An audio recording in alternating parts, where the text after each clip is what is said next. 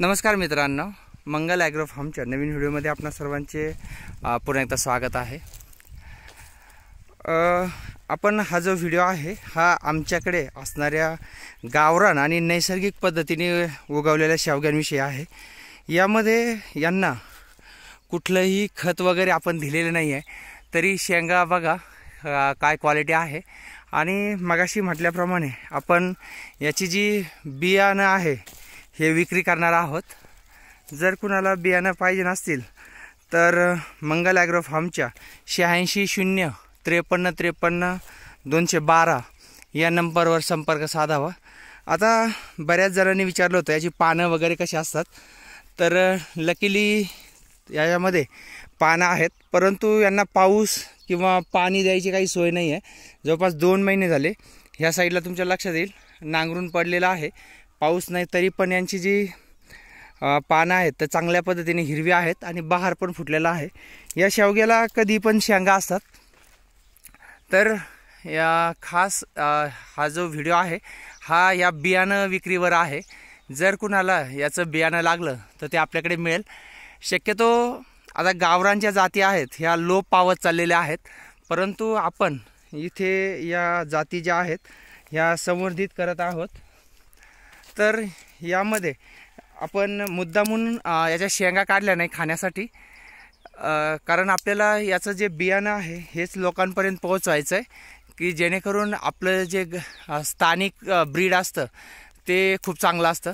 आता याची जर तुम्ही हाईट पाहिली तर जास्त उंची नाही आहे, शेंगांची लांबी थोडक्यात मला म्हणायचं आहे शेंगांची लांबी खूप कमी आहे आणि शेंगांची साईज जी आहे ती खूप चांगली आहे। तर याच्यामध्ये खाताना खूप दळदार अशा या शेंगा आहेत आणि खायला पण मजा येते।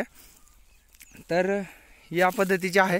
आता जास्त उत्पादनासाठी भरपूर साऱ्या वेगळ्या व्हरायटीज मार्केटमध्ये आलेल्या आहेत, PKM 1 ओडिसी PKM 2, परंतु त्याला जेवढ्या शेंगा लागतात इथे तेवढ्या शेंगा तुम्हाला याला पण लागताना दिसतील।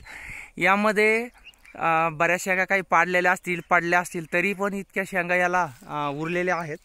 तर कुठेही आपलं स्थानिक किंवा गावरान जी जात आहे ही मागे नाही आहे, फक्त आपण उत्पन्नाच्या मागे पळून ज्या काही सुधारित जाती आहे त्याच्या मागे पळतोय।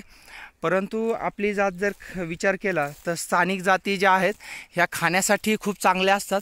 आणि विशेष मला सांगायचं म्हणजे ही जी जात आहे हिला 2 महिन्यापासून पाणी नाही तरी ही टिकलेली आहे।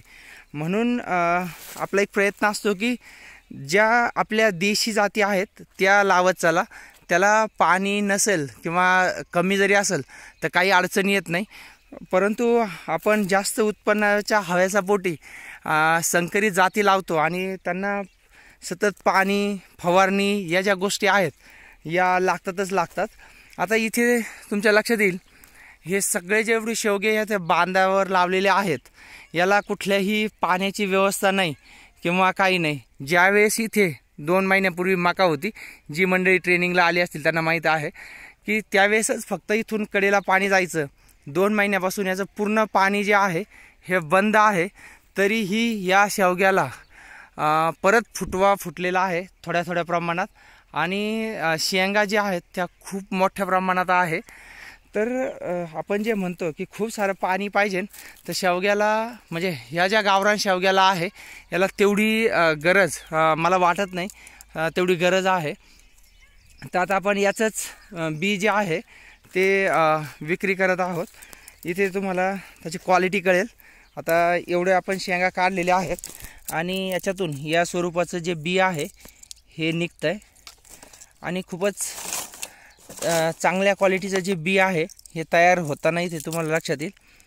तर ज्यांना कुणाला गावरान जात करायची आहे अशांनी नक्की संपर्क करा, आपल्यासाठी खूप सारं बी जे आहे ते मिळून जाईल। आणि अजूनही काही जे शेवगे आहेत ते पण आपल्या मुक्त संचार कुक्कुटपालनामध्ये आहेत, त्याला पण मोठ्या प्रमाणात शेंगा आलेल्या आहेत, ते पण बी मिळेल। आणि विशेष म्हणजे पूर्ण नैसर्गिक पद्धतीने तयार केलेली ही शेवगे आहेत। जर कुणाला पाहिजे असेल तर नक्की सांगा, जर व्हिडिओ आवडला तर लाईक आणि शेअर करा आणि शक्यतो आपली स्थानिक जात जी आहे ती वाचवण्याचा आणि संरक्षित करण्याचा प्रयत्न करा. धन्यवाद.